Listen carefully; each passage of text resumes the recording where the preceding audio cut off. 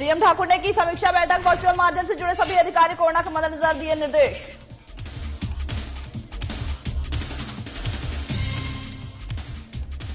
हस्ताक्षर अभियान में कार्यक्रम का आयोजन, पीएम की सुरक्षा में चूक को लेकर बीजेपी ने किया विरोध, सुरेश भारद्वाज को पंजाब सरकार पर सौधा निशाना। जिले में 2 दिनों से हो रही भारी बर्फबारी, मुख्य मार्गों से बर्फ हटाने का किया काम, वहीं फिसलन से वाहन चालकों को हो रही परेशानियां। यशवंत छाजटा ने हिमाचल शासन पर उठाए सवाल, बर्फबारी ने खोली शासन के प्रबंधनों की पोल, मौसम की जानकारी के बाद नहीं किए गए पुख्ता इंतजाम। प्रदेश में 5 दिन मौसम साफ रहने के आसार, मैदानी इलाकों के कोहरा पड़ने का अलर्ट, मध्य और उच्च पर्वतीय इलाकों में भारी बारिश की संभावना।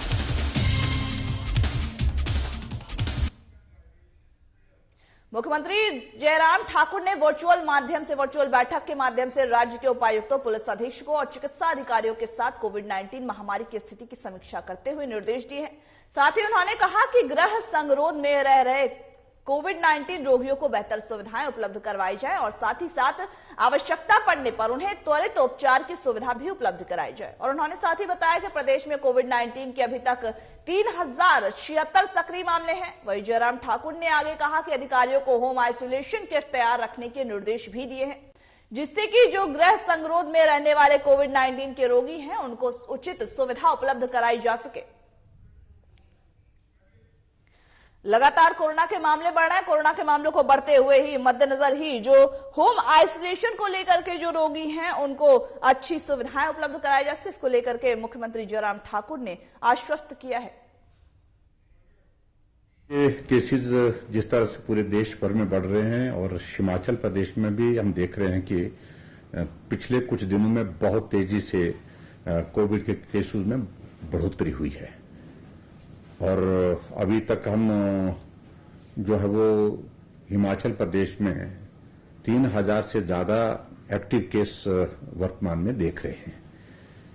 ऐसी स्थिति में जिस तरह से तेजी से रफ्तार कोविड के केसेस में हुई है तो राष्ट्रीय स्तर पर भी और प्रदेश स्तर पर भी सरकार की ओर से जो है उनको मॉनिटर करने के लिए जो मैकेनिज्म डेवलप किया गया है उसके अंतर्गत हमने पिछले कल भी सभी डिप्टी कमिश्नर्स के साथ और सेक्रेटरी हेल्थ के साथ वीडियो कॉन्फ्रेंस के माध्यम से बातचीत की, सारे हालात का भी जायजा लिया और उसके अतिरिक्त आज भी हमने कोविड की सारी सिचुएशन पर जो इम्पोर्टेंट अरेंजमेंट से रिलेटेड थे, सारी व्यवस्थाओं से संबंधित विषय थे, उन पर राजभवन में हिमाचल प्रदेश राज्य रेड क्रॉस आम वार्षिक बैठक की गई है, जिसकी अध्यक्षता राज्यपाल राजेंद्र विश्वनाथ ने की है। वहीं साथ ही साथ राज्यपाल राजेंद्र विश्वनाथ आर्लेकर ने रेड क्रॉस के माध्यम से आयुर्वेदिक मेडिकल शिविर आयोजित की थी। आयोजित करने पर भी बल दिया है। उन्होंने कहा कि लोगों की भागीदारी से रेड क्रॉस को जन आंदोलन बनाया जाना चाहिए।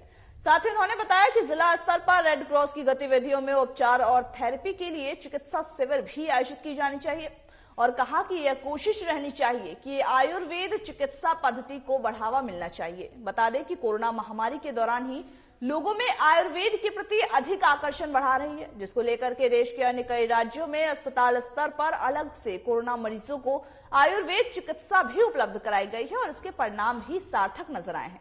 इसे हम आजादी के अमृत महोत्सव से जोड़ करके नई पहल भी कर सकते हैं और जिला स्तर पर आयुर्वेद शिविर आयोजित कर सकते हैं। इस अवसर पर जिला रेड क्रॉस शाखाओं के अध्यक्ष, उप संरक्षक और आजीवन सदस्यों ने अपने अपने सुझाव भी दिए हैं।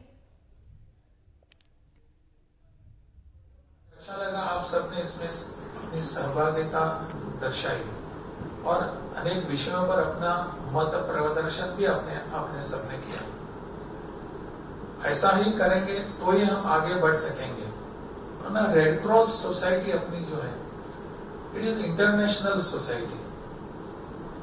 तो हमारे एक जिले में जो भी काम कर रहा है इट इज इंटरनेशनली जुड़ा हुआ है, इंटरनेशनली रिलेटेड है। बेस्ट प्रैक्टिस वो होता है कि जो मैंने मेरे डिस्ट्रिक्ट में किया है एंड वो बाकी के सब लोगों के लिए अनुकरणीय है। बाकी सब लोग इसको अपने अपने डिस्ट्रिक्ट में कर सकते हैं। यहाँ से कुछ एक नया विचार, नई सोच लेकर जाएंगे और जो भी आपके मन में है उसको आप इम्प्लीमेंट कर। प्रधानमंत्री नरेंद्र मोदी की सुरक्षा में चूक पंजाब की कांग्रेस सरकार के निंदनीय कार्य में विरोध में बीजेपी राष्ट्रीय अध्यक्ष जगत प्रकाश नड्डा और साथ ही साथ बीजेपी प्रदेश अध्यक्ष सुरेश कश्यप के निर्देशानुसार हिमाचल के सभी 74 मंडलों में हस्ताक्षर अभियान आयोजित किया गया। वहीं लगातार बीजेपी इस तरह के प्रदर्शन कर रही है क्योंकि पंजाब की जो सरकार है, पंजाब की प्रधानमंत्री नरेंद्र मोदी के सुरक्षा में हुए चूक को लेकर के लगातार प्रदर्शन किए जा रहे हैं। देश की प्रधानमंत्री श्रीमती इंदिरा गांधी की उनकी ही सुरक्षा व्यवस्था करने वाले कर्मियों द्वारा हत्या कर दी गई और उसके बाद दूसरे प्रधानमंत्री श्री राजीव गांधी, उनकी भी आतंकवादी घटनाओं के कारण जो है वो तमिलनाडु में हत्या हो गई। देश ने दो प्रधानमंत्री आतंकवाद के कारण और इस प्रकार की सुरक्षा चूक के कारण जो है खोए हैं। इसलिए हिंदुस्तान की पार्लियामेंट ने सुरक्षा की दृष्टि से जो है वो बहुत कड़े कानून बनाए हैं और देश के प्रधानमंत्री की सुरक्षा जो है वो चाहे वो कहीं पर भी जाए, किसी भी दल का क्यों ना हो, किसी भी प्रकार का जो है वो कारण कोई रहा हो या समस्या रही हो, लेकिन प्रधानमंत्री की सुरक्षा जो है वो किसी भी सरकार की जो है वो सर्वोच्च। बीते दिनों जैसे पंजाब सरकार की एक जो भूल हुई थी, जिसमें कि पंजाब कांग्रेस सरकार का निंदनीय कार्य हुआ था, जिसमें प्रधानमंत्री नरेंद्र मोदी की सुरक्षा में चूक को लेकर के बीजेपी लगातार जगह जगह पर कार्यक्रम का आयोजन कर रही है और साथ ही पंजाब सरकार की निंदा करते हुए भी नजर आ रही है। शिमला जिला उपायुक्त आदित्य नेगी ने बताया है कि शिमला में पिछले 2 दिनों से भारी बर्फबारी हुई है, जिसके चलते जिले की 200 से अधिक सड़कें बंद हो गई है। वहीं शिमला के ऊपरी क्षेत्रों ठियोग, चौपाल और खड़ा पत्थर की सड़कों को खोलने का प्रयास भी किया जा रहा है। आपको बता दें कि शहर के अंदर की सड़कों को खोल दिया गया है और साथ ही साथ शिमला से कुफरी सड़क से भी बर्फबारियों को हटा दिया गया है। देखिए, ऐसा है कि कल रात को काफी ज्यादा बर्फबारी हुई है। वैसे तो कल पूरे दिन रुक रुक के बर्फबारी होती रही, तो शिमला में अलग अलग स्थानों पर अलग अलग मात्रा में बर्फबारी हुई। कई एरियाज में 2.5 फुट भी बर्फ गिरी है। तो अभी की जो सिचुएशन है, अभी लगभग 200 के आसपास सड़कें बंद है। लेटेस्ट ये है कि शिमला अर्बन में जितनी जो सड़कें थी वो सारी खोल दी गई हैं। हमारा जो नेशनल हाईवे जो मंडी बिलासपुर से कनेक्ट करता है वो पूरी तरह थ्रू है, जो सोलन से कनेक्ट करता है वो पूरी तरह थ्रू है। नारकंडा वो खोल दिया गया है। हमारा जो कुफरी फागू। प्रदेश में बर्फबारी से निपटने के लिए सरकार के इंतजामों पर कांग्रेस ने सवाल उठाए हैं। आपको बता दें कि कांग्रेस का आरोप है कि पहले ही बर्फबारी से निपटने पर सरकार और प्रशासन नाकाम रही थी, जिससे कि जनता और पर्यटकों को भारी दिक्कतों का सामना करना पड़ा था। वहीं साथ ही साथ ग्रामीण कांग्रेस कमेटी के अध्यक्ष यशवंत छागटा ने भी बताया है कि पहली बर्फबारी में ही जिला प्रशासन और सरकार की जो व्यवस्था थी उसकी पोल खोल के रख दी है। मौसम की पूर्व जानकारी के बाद भी सुरक्षा के जो सरकार के जो इंतजाम थे इसको लेकर के वो नहीं हो पाए थे और उन्होंने कहा कि कोविड के मामलों को चिंताजनक भी बताया गया है। हमारा पूरा जिला शिमला इस टाइम बेहाल है।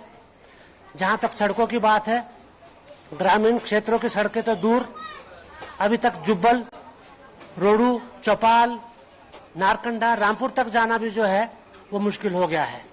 सरकार का एक ही काम है कि बस मशीनें हमने लगाई हैं, सिर्फ मशीनों से रोड नहीं खुलती है।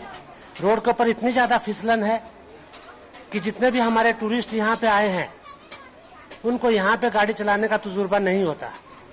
वो जगह जगह पे उनकी गाड़ियां फंस जाती है, जिसकी वजह से स्थानीय लोगों को भी बहुत मुश्किल का सामना करना पड़ रहा है। और जहां तक बिजली का हाल है, पूरे जिला शिमला में अभी तक 1000 से ऊपर जो ट्रांसफार्मर है वो ठप पड़े हैं और सरकार इसमें बिल्कुल नाकाम हो चुकी है। ठंड कड़कती ठंड से हमारे किसान बागवान भाई, पूरे प्रदेश की जो जनता है ठिठुर रही है और वहां खबरें हिमाचल प्रदेश के हमें मतलब अंजलि को दीजिए इजाजत और तमाम बाकी खबरों के अपडेट्स के लिए बने रहिए हमारे साथ और देखते रहिए साधना प्लस।